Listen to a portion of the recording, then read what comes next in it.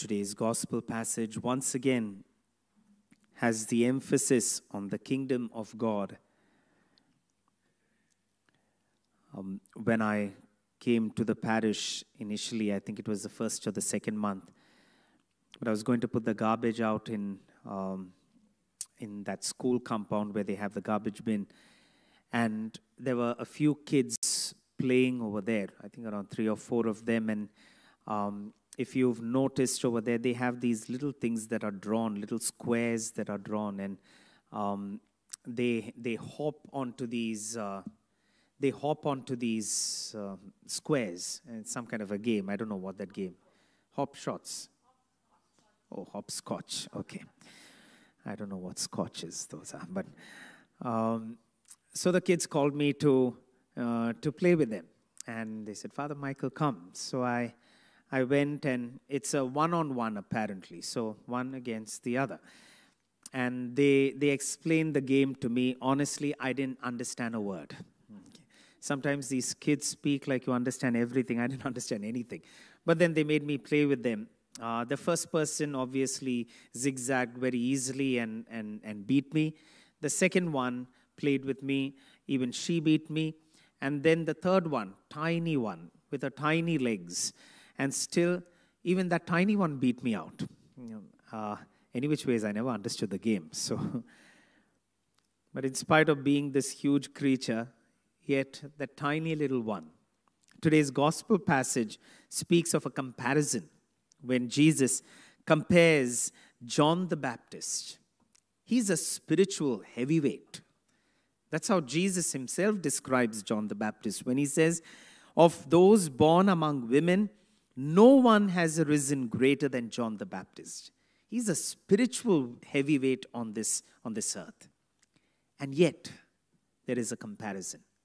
And the Lord says, even the least in the kingdom of heaven is greater than he. So the comparison is not between John and those who are in heaven. Rather, the comparison is between earth and the kingdom of heaven. That's the comparison. That the kingdom of heaven is far, far, far ahead of whatever we can imagine when we are here on this earth.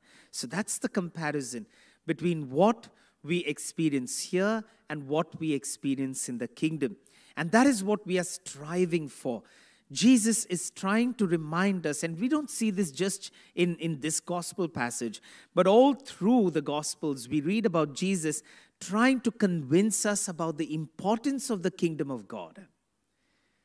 Understanding why we are striving for the kingdom of God. That striving for the kingdom of God is worth it.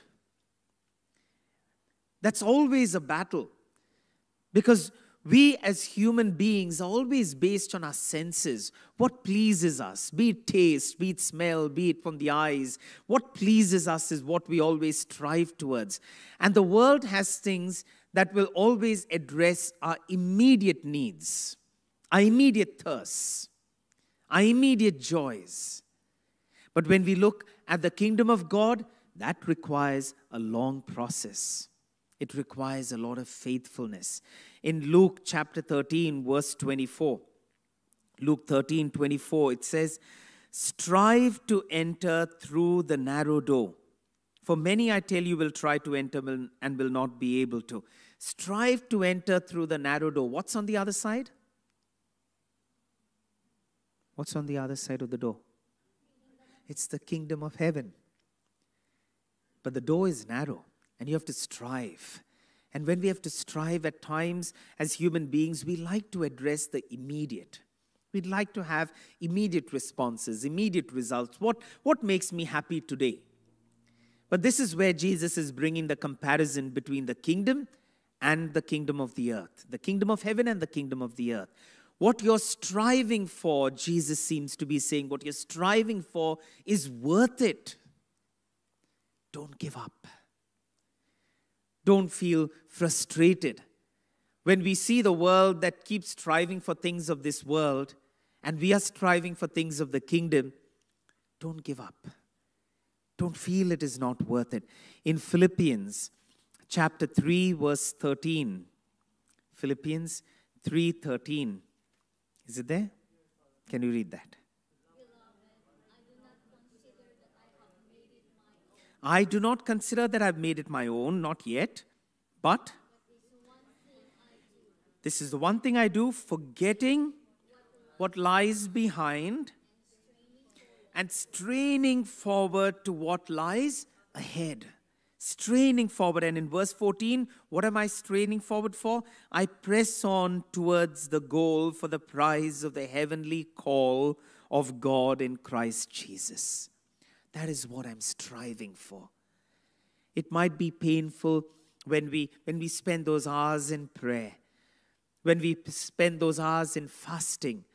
We are in the season of Advent. We are supposed to be in preparation. Then the season of Lent will come. We are supposed to be in preparation. And if that's not enough, all through the year, even in ordinary time, the church is reminding us, be in preparation. And then we're always thinking, is this worth it? All this sacrifice, all these prayers, all this morality, all this holiness, is it worth it? The Lord is telling us today, it is worth it. It is worth it. Even John, in all his spiritual glory, doesn't even come up to the least in the kingdom of heaven. It is worth it. Colossians chapter 1 verse 29. Colossians 1:29.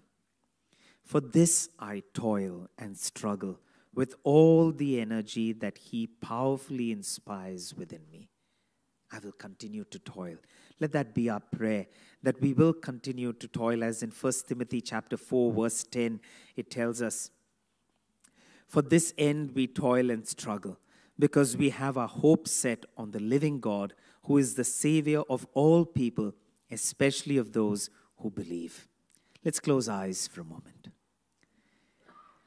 Lord Jesus, at times it's hard and it's tough when we keep having to toil and struggle to be faithful, to be pure, to be holy, to forgive, to love, to pray, to fast.